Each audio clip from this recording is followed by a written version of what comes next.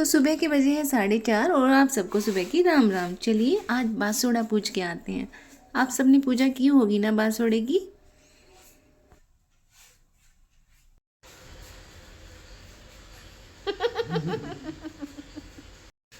होली पे बच के भाग गए थे ना, कलर नहीं लगवाया था आपने, इसीलिए।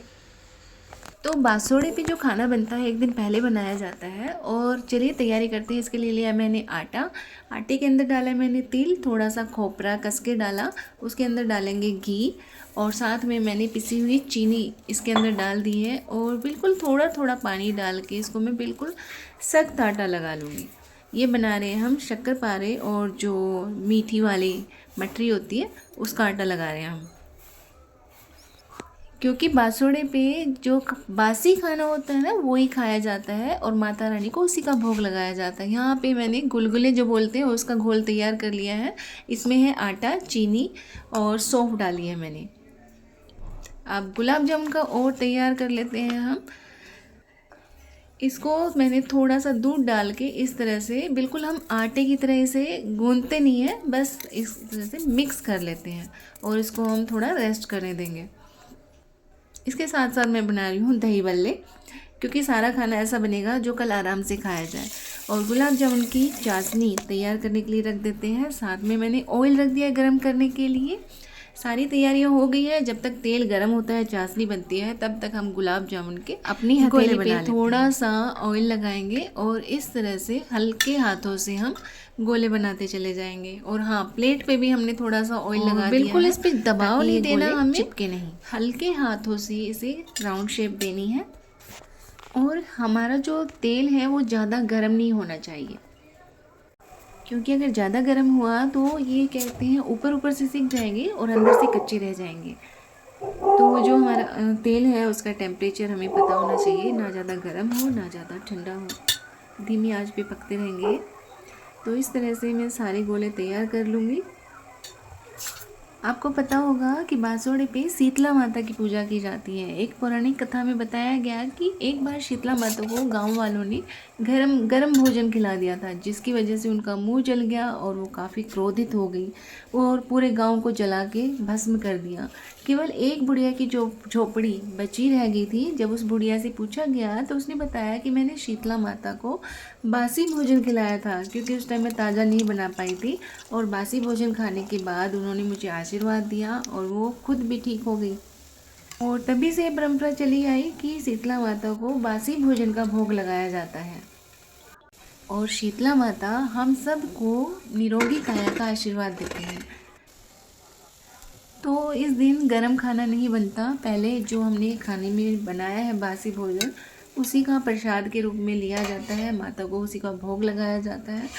और अब तो ठीक है कि हाँ, हम पूजा करने के बाद चाय वगैरह बना लेते हैं या गरम खाना बना लेते हैं, लेकिन पहले यही परंपरा थी कि जो भी बासी भोजन बनाया हमने उसी को खाया जाता था।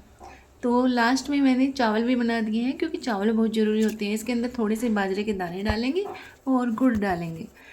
अब चावल भी मैंने पकने के लिए रख दिए हैं। और लास्ट में बस मेरी जो ये शक्करपारे हैं ये बच गए हैं। हमने गुलाब जामुन और दही बल्ले बना लिए हैं। तो ये बन गए हमारे शक्करपारे। थोड़े से आप जो मीठी मठरी होती है वो बनाएंगे और सारा खाना फटाफट से बन गया। इस सब को, इन सारी चीज़ें ऐसी हैं कि हम आराम से कल पूरा दिन खा सकते हैं, यानी पूरा दिन खाना नहीं बनाए तो काम चलेगा आराम से। हमारे गुलाब जामुन तैयार है, दही बल्ले भी हो गए, मठरी भी हो गई, शक्करपारे भी हो गए, चावल भी बनके तैयार हो चुके हैं। और इस तरह से पूरा खाना तैयार है।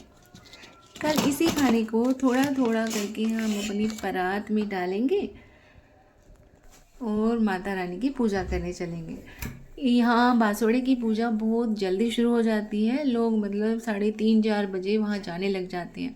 तो अंधेरा मिलेगा, इसलिए मैं फ़ोन लेके नहीं जा रही, रिकॉर्डिंग आपको नहीं दिखा सकती वहाँ की, क्योंकि काफ़ी भीड़ भी होती है उस टाइम।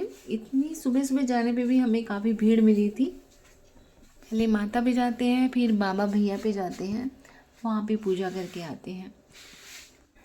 और देखिए मैं आ गई हूँ अपनी पूजा करके। और हमारे यहाँ ये पारंपरिक ड्रेस पहनी जाती है जिसमें कि ये जो लहंगा होता है उसके ऊपर ये पीलिया बोलते हैं इसको, ये ओढ़ा जाता है और इसे ओढ़ना ज़रूरी होता है होली पे भी और बासुड़े पे भी। तो चलिए अपने दही बल्लों की हरी चटनी तैयार कर लेते हैं। इसके लिए लिया मैंने हरा धनिया, हरी मिर्ची, साथ में डालेंगे नमक और जीरा और अदरक डाली है और इसको पेस्ट बना लेंगे। इस तरह थोड़ी पतली बनेगी ये चटनी। साथ में इमली को भिगो के रख दिया था तो इसका पल्प छान के अलग कर देंगे और इसको पकने के लिए रखेंगे पानी डाल के। थोड़ा इसमें गुड़ डालेंगे हम टेस्ट के अकॉर्डिंग और इसे कुछ मिनट्स के लिए पकाएंगे। जल्दी ही पक के तैयार हो जाती है। अब इसके अंदर डालेंगे हम लाल मिर्च, काली मिर्च, सेंधा नमक और जीरा पाउडर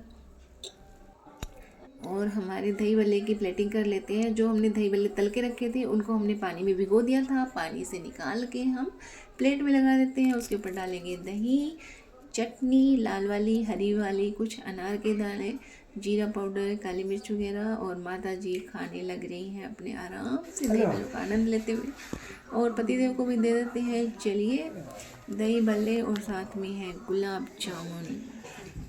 दही बल्ले, गुलाब जामुन।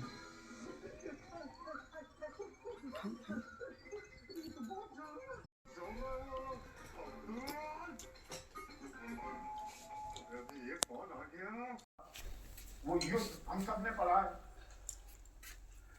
और बासुड़ा पूज के आते हैं ना, उसके बाद अपने बच्चों को टीका लगाते हैं और मोली बांधते हैं।